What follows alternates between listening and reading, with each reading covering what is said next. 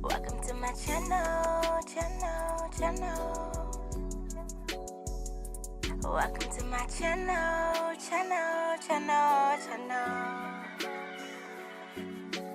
Being your mom is the best thing I've ever done.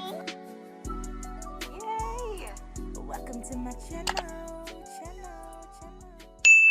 Hey everyone, my name is Chanel Valentine, and you are checking into the MomforLife podcast.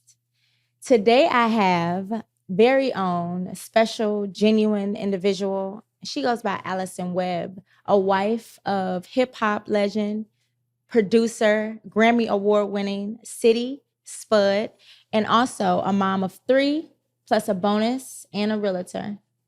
Alison. Hello. Thank you. you. Thanks for having me. I'm excited about this. I'm so excited too. We always have these like genuine deep talks, right? Absolutely. So to be able to share our perspectives, because I know that we think a lot in a lot of different ways, alike in a lot of different ways. Yes. And just growing up in an industry where, you know, you're related to individuals that are in a pretty tough and dominant male industry, you know? Absolutely. And as of that, for people who don't know, I'm speaking of her husband, City. And, you know, how is it, first of all? But I know when you guys met, you already had kids, right? Yeah, I did. So first I want to know, like, how was it being a mother of how many? How many did you 3. have? You had 3 going into it. I had 3. They were City. 6, 7, and 12 when we met. Okay. So some prominent ages. Yeah. Some influential ages. Yes. Ages. 2 boys and a girl. So it was different, you know, especially with him being who he was, and I'm just a mom. I was bartending and worked at United Healthcare. Okay, so you was pretty much living what's called a regular life. Completely. And then you meet somebody who's like total opposites. Completely. When they say opposites attract, that's exactly what your situation is giving. Yeah, because it was not supposed to be what it is now. Okay. I mean, I was my first night bartending, and I was actually pouring water shots.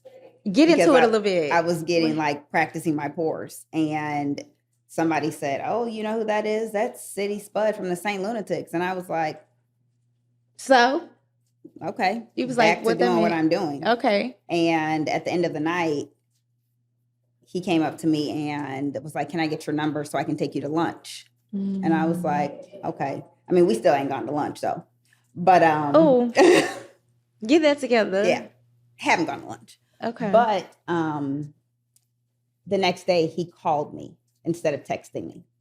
And that was a big deal to me. It is, yes. So that was huge. And we talked on the phone for 2.5 hours. Oh, yeah. It's like that. Yeah, and then here we are 12 years later. Y'all never separated. No, we maybe should have a couple times, but we did not. I love He's that. my best friend, so. I love that. And you know, the approach to in an environment like that was really like unexpected, I would say. To say like, let me take you to lunch, y'all in the middle of like a club scene or a lounge scene, you know, so that was special. Now, he saw my ass before he saw my face. He told you that? I know it for a fact. Because why are you trying to holler at me? And my back is to you. Period. Yeah. Okay. So, but hey. You know how and then you turned around and he saw that face too. He's like, oh, it matched. You know, I guess so. Yes, ma'am. So here we are. That's so good. So let me ask you this. Did you think about, at that time, did you think about your kids so far as dating and being intentional with who you dated? Or was it more of like, I'm just experiencing and doing me right now, doing what feels good, and we'll see what happens? I did think about them, but at that moment, coming out of a relationship that was on and off for 10 years, and I had been single for 3 years prior to meeting him. Okay. I was really big on getting to know Allison. Yes. I turned when I got out of that relationship, I was getting ready to be 30. So I made it a point to get to know me. And I hadn't dated prior to really when I was younger. So I wanted to experience dating, having fun with my friends, and just spending time with my kids. So I thought about it. I thought about them, and then I kind of didn't, because with him, I didn't think it was going to be anything. I thought we were just going to hang out, do whatever. But once we started spending more time together, that's when I was like, hold on. This is getting a little serious. Yeah. Let me see if this is going to work. So did you bring the kids in when you felt like it was getting serious, or was it more of a focus of like, I'm waiting to see something out of him before I bring the kids around. Like I need to see or test the waters in a certain area, like test his morality, or like, before some type of test. Yeah. Before you brought the kids around. No. The crazy thing is, 2 weeks before I met him, I came home from being out, and my oldest son, Anthony, had a Band-Aid on his face. It was him and his best friend in the living room. And I said, "What do you have that Band-Aid on your face for?" And he said, "I'm Nelly, just for City Spud." 2 weeks before I met him. What? Yeah. It's so crazy. So after we started dating a little bit, and I told him that story, and he would just ask about the kids. Okay. And if I was at his house or at the studio, he was very understanding. Like he knew that I had to get home to them. So it wasn't anything that he did. We just kind of went with the flow. Period. And the first thing we did, we took the kids swimming. Something very neutral, Yes. Very laid back too. Okay. So, and my advice to single moms who are getting into dating. Let me sit up because I need to hear this. There are no rules. Right. Don't let anybody tell you that there are rules. You have to do what works for you and your children. Not now. We're not bringing everybody around. Right. that we meet, but there are no rules. And just make sure that, he's a good person, but there are no rules. You set the rules. I think too, when he asked about when you guys kind of was hanging out and he was asking about the kid, that right there to me is like a positive green flag, because it's like, like you are, you don't have to ask about the kid. Like when a guy is getting to know you, he doesn't necessarily have to mention your kids at all, right? So to know that you are even having a space in your mind to think about him while getting to know me is that's great. And that was it. We went swimming, and he talked to them, he interacted with them, and here we are. And that's how that went. Yeah, he's adopted my oldest, and we currently are in the process right now of him adopting the other two. So wow, like on papers. On paper, that's huge. Yes, congratulations. We will all be Webbs. Anthony's a Webb, and then Micah and Austin will be Webbs soon. I love that for you. Yeah. So basically, women, you ladies, you can definitely find someone who takes you in and your kids in wholeheartedly. Absolutely. And I had 3. So don't let anybody tell you, oh, because you got 3 kids, you got 4. No, it does not matter. She's clocking it right now. Yes. And beautiful. So, Thank you. Yes, ma'am. Okay. So I wanted to get into how old were you when you met City? I was 32, getting ready to turn 33. Okay. Yeah. So you had young kids, right? You were teens? My oldest I got pregnant at 19 and had him at 20. Yep. Okay. So still in the teens while experiencing that pregnancy. Can you give me a little bit of detail about how it was being a teenager? What kind of out of high school by? He was born in 2001. Senior year? I was 2 years out of high school when I had him. Yeah, 2 years out of high school.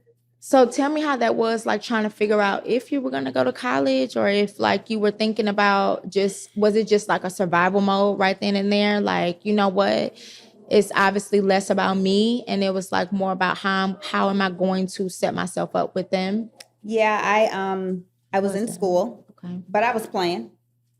I was going here, going there. I wasn't taking it serious. I was working. And when I had him, it wasn't, he saved me. He did. He saved my life. But I still at that moment don't think I understood how big of a deal being a mom was. I didn't allow anybody to help me. I was like, he's my responsibility. But it was different, but it helped because my best friend had a baby 2 months before. Okay. So actually our boys are best friends. And then my other best friend she had a daughter who was a year old. So my village, they had babies. So I didn't feel like I was by myself. And we answered questions for one another. We were there for one another. So it wasn't hard. It wasn't too bad. That makes me so happy. Yeah. I didn't know what I wanted to do though. I just was, working. I was just trying to figure it out. To know that you had a village of people that was already kind of in it. Yep.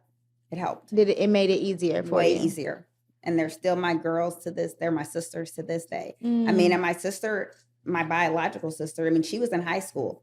So when I was at work, she'd get out of school and go pick him up from the babysitter. He'd stay with her until I got off work, So we figured it out. Yeah. That's so important to have a village, but not only a village, but a village of people who are genuinely like going through it with you. Your peers, it's a big deal. Yes. Yeah, and it's needed. Very much so. It's needed. A job you definitely can't do by yourself, even when you think like, because I understand that concept wholeheartedly. Like, I'm 29, having my first kid, and my ideal was just like, this is mine. I need to do everything for him, with him. Like, this is my responsibility. And girl, you just wake up and you just like, it just doesn't work like this. It didn't work like that. And we get tired. Exhausting. Because being a parent, being a mom is ghetto. I'm just going to say it is. I love it. It's the best What thing. makes it ghetto? Because they always, just for the people that don't understand. They always need something.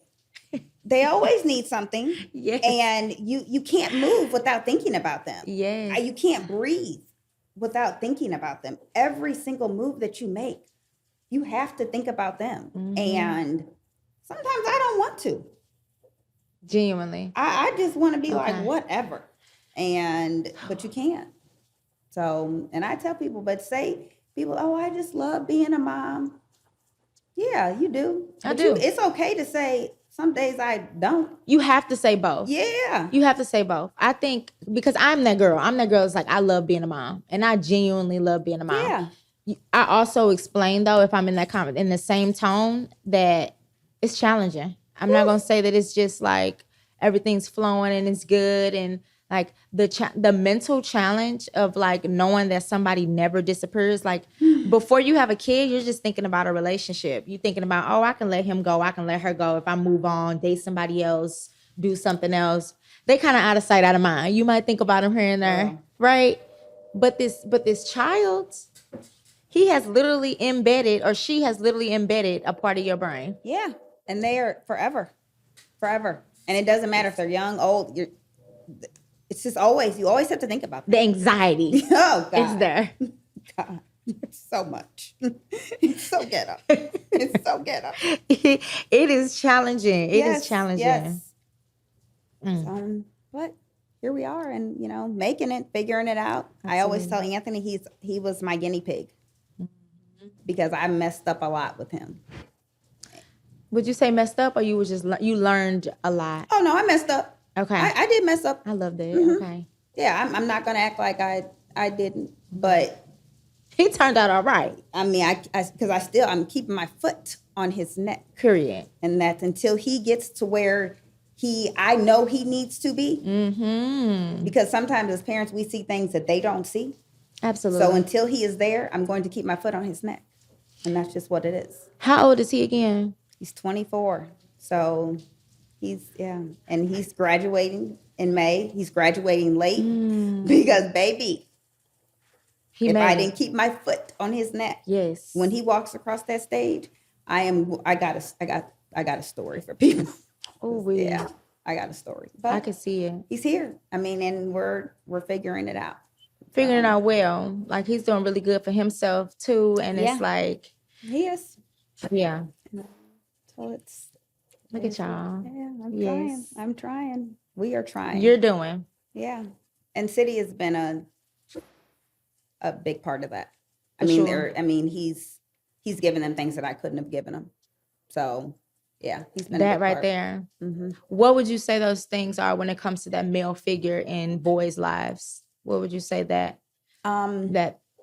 because there's a lot of moms too that feel like, I know I can't raise a man, right? Mm-hmm. But there's things he can go without. And then you have the idea of like, well, actually there's things he can't go without to help him be this, just strong individual or, a man. Yeah. What are those qualities or things that you think he helped with? I think the independence, taking the initiative to do things that I probably would have just done for them. And honestly, things with girls, because I can give the mom perspective, but he can give the male perspective, and just the confidence. When I met City, my youngest, he cried a lot. He walked with his head down because we had been coming from an abusive household, being in an abusive relationship.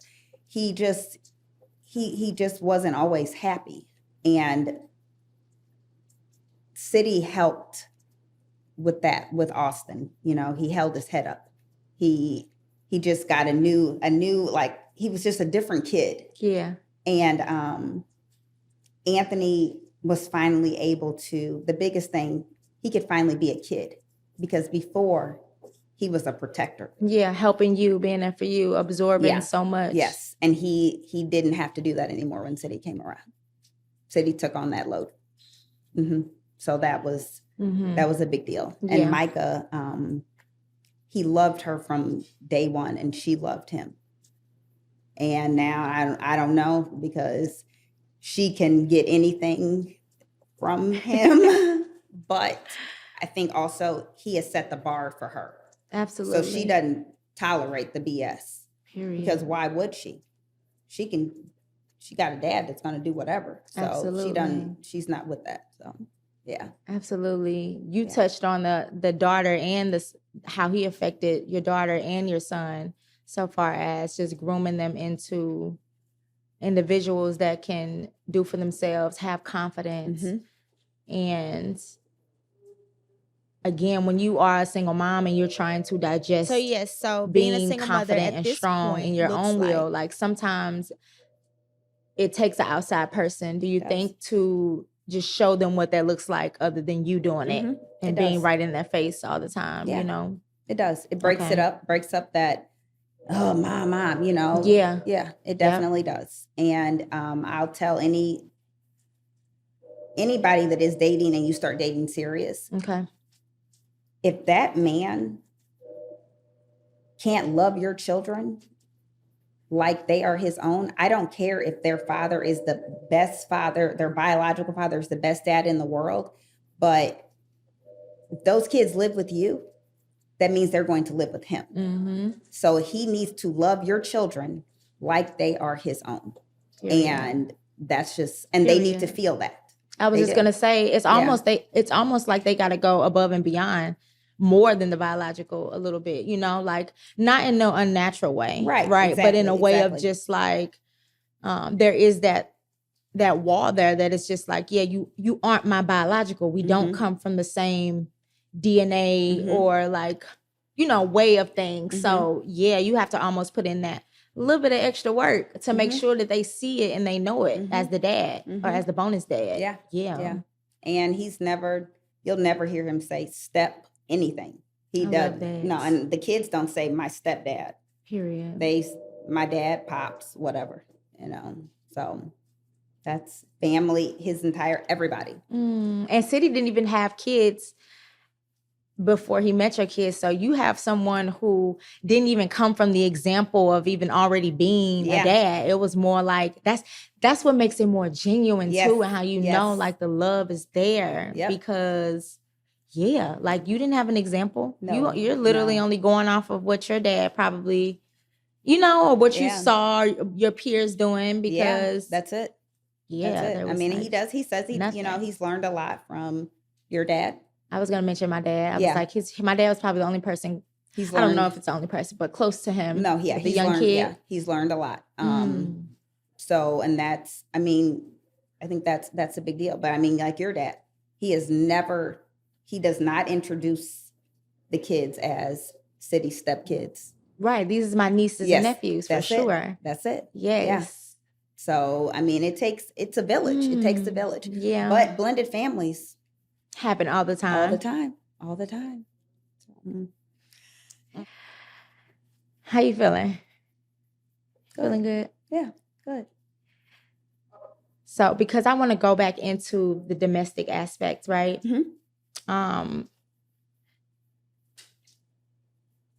What are the examples to you of domestic violence? Because to me, it's like it's categories, right? There's different ways. And I think most people think of domestic violence as like physical touch or, probably anger to a certain extent, et cetera. But you don't really know that it goes like way beyond that psychologically, Yeah. What do you think that is? And like, I mean, it's definitely the physical aspect of it. Right. The mental can sometimes be worse because just the way they speak to you, if they degrade you, if they just, the lack of respect. And coming from a relationship to where there was a lot of physical and mental abuse, the entire relationship, it taught me not to judge because prior to, I mean, and this started when I was 18. So, but when you hear people that are in abusive relationships and you want them to, you're like, oh, why don't she leave? Say it because you don't understand. You don't get it. Yeah. You don't get it. Yeah. Because for me, I didn't leave because I grew up in a home. My parents were married, but it was chaos with, I mean, they are great parents, but just together, they were just oil and water. But my mom always told my sister and I stay with your dad because of you all. So in my mind, I thought I need to stay with him to keep the family together. Which is like 90% of especially first-time moms. Yeah. Yeah. And it's huge. I realized that wasn't it. I mean, being pregnant with my daughter, having 2 black eyes, when the kids start seeing things. Mimicking things. Yeah. And one thing I can say, thank God, they always knew it was wrong. They always knew it was wrong. Was y'all having conversations? Like, how did you know that they knew? You could just tell by like the mood. I could tell by their actions. Yeah. And little things they would say, Mommy, why were you all arguing? Mommy, why were you crying? And they said that they always remember me going into the bathroom and shutting the door and crying. Trying to just hide the bruises, not only from the kids, just from everybody, but people knew what was going on. Right. But when they would try to get me to leave, I would push them away. No. But, I mean, it was bad. I mean, I've had my back fractured. I still have scars to this day. But one thing I will say is when I decided to leave, nothing happened. I did not because any other time something would go on, you'd be like, oh, I'm going to leave. But that's acting on emotion. I was going to say, tell me when that happens like that too, right? That makes you kind of go back, because you kind of, if you have the idea of like, I only left because I was frustrated or I was mad, you go back with that feeling of like, okay, I'm happy now, or I'm okay now, so I'm going back. But in reality, and it happened. Yeah, so that feeling Several of like times. leaving on a good note. Yes. Girl, it was literally, it's important. I actually started getting closer to God, and I started praying, and I was driving home from work one day, and I got this feeling. It started at the bottom of my foot, and it literally rose to the top, like to the top of my head. And I just like had like goosebumps, and I knew that I was done. And I walked in the door and I called my dad and I said, Daddy, I'm done.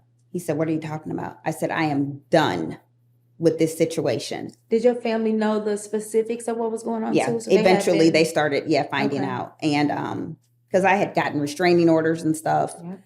But my dad said when he hung up the phone, he cried because he heard something in my voice that he'd never heard before.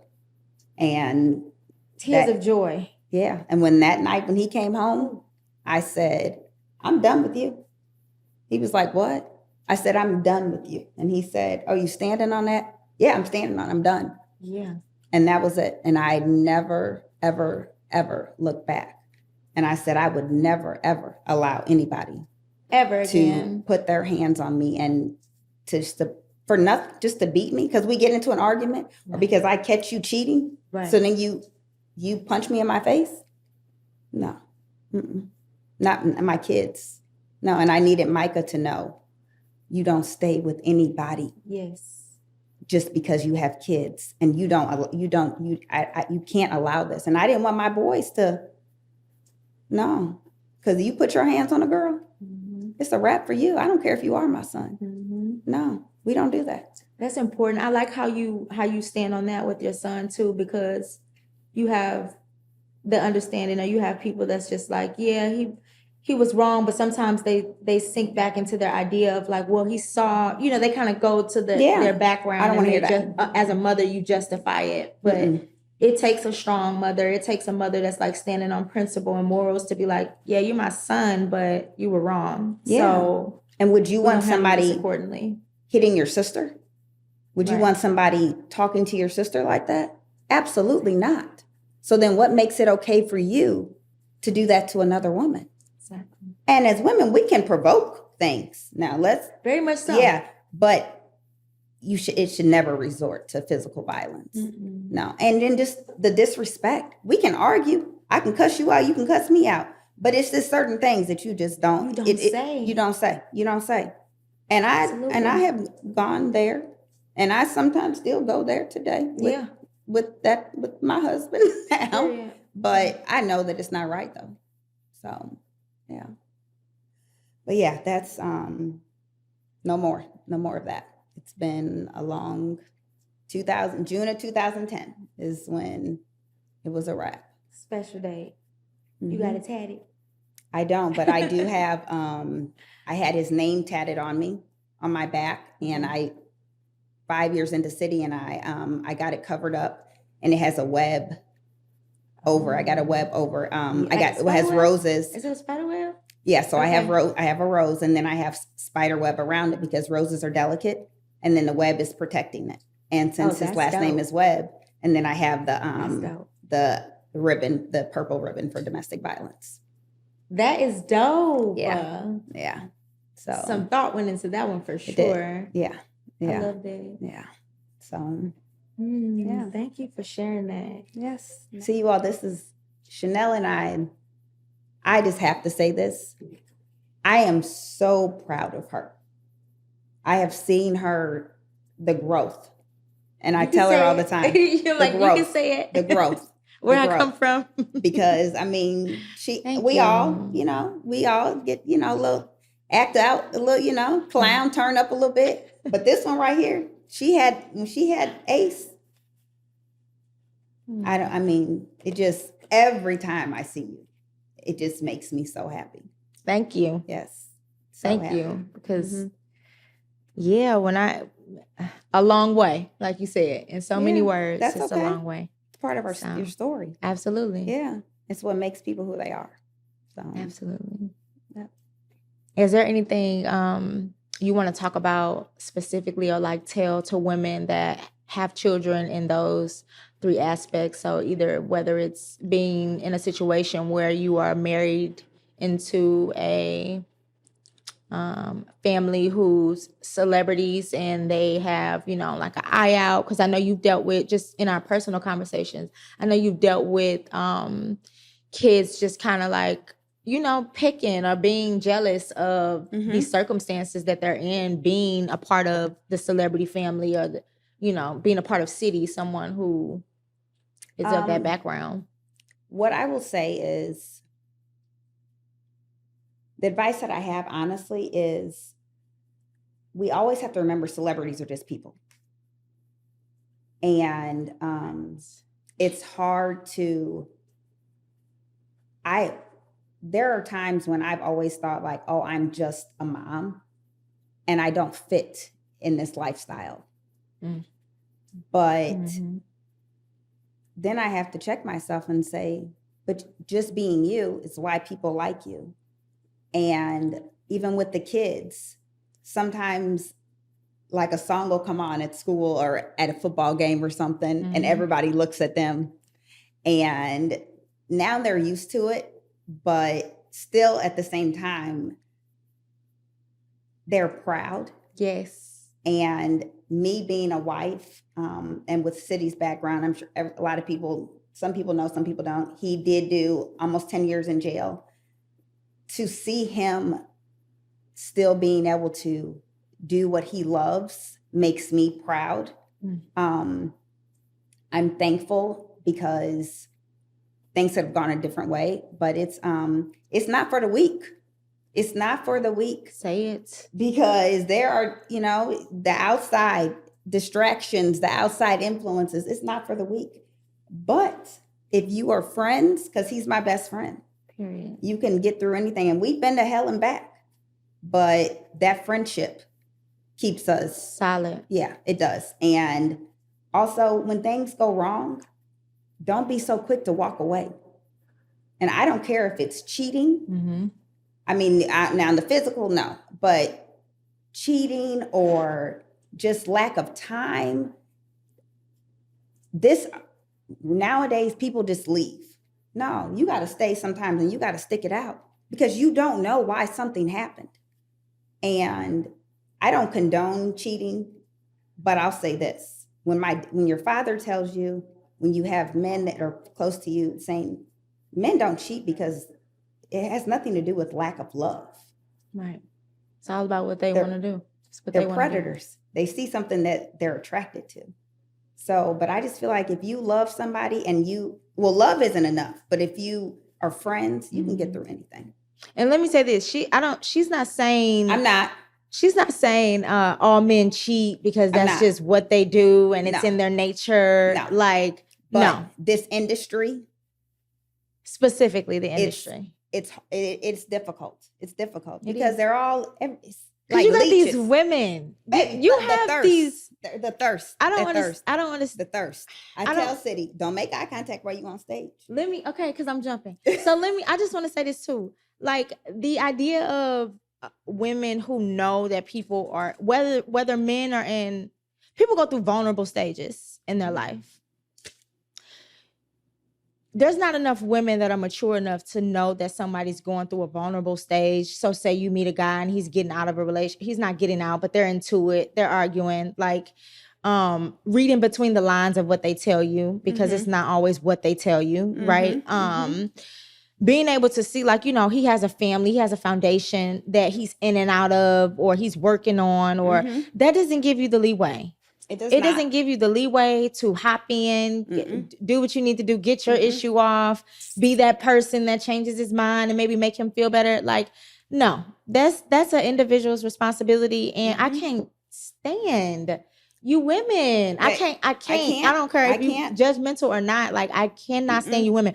Young little girls, you high school going into college. You don't. But you like somebody. Women. We're talking women. We're talking, yes, I can't even put an age on it, but you grown. You know, you praying predator being that person. Honestly, Girl. If you don't read between the lines, I'm going to tell you this. Things can get a little rocky at times, but a lot of times he's coming back. He coming back. He's coming back. It's what it is. Coming back. So fall back. Yeah. You won't win. You won't win. I love this. I love this. That's just what it is. Yeah.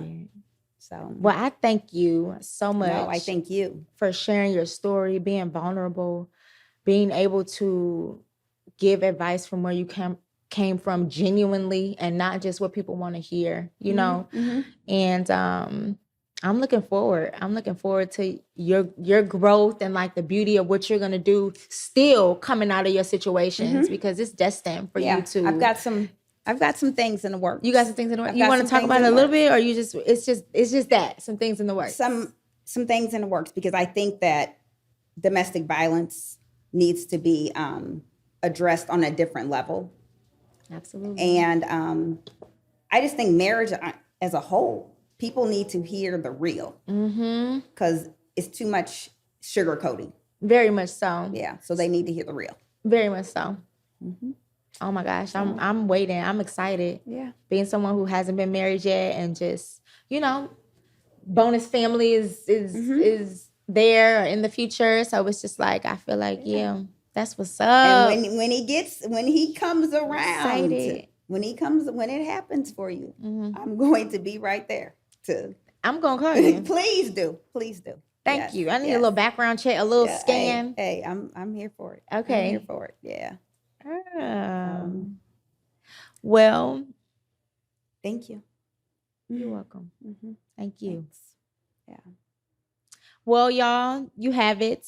We are here today sharing our stories on Mom for Life podcast. Make sure you check into the next episode, like, comment, and subscribe. Also, go follow Alison. Alison, do you want people following you? Yeah, you can follow me. Okay. I mean, my page is private, so I pick and choose because, some of y'all are a little disrespectful. But you can follow me on Instagram. It's _. No, actually, it's not. It's Alison R. Webb. That is my Instagram. I was going to give you my old page. Do you have a page for the realtor stuff? No, it's all in one. All in one? Yeah, okay, yes. I don't really promote my real estate stuff a lot because I always say I don't do it for the money. Period. I just do it because I love it. So a lot of my stuff has just been word of mouth. But yeah, Alison R. Webb. So follow me. And if I don't think you're a weirdo, I'll accept you. Period. Yeah. Period. Thank you, y'all. We closing out. All right.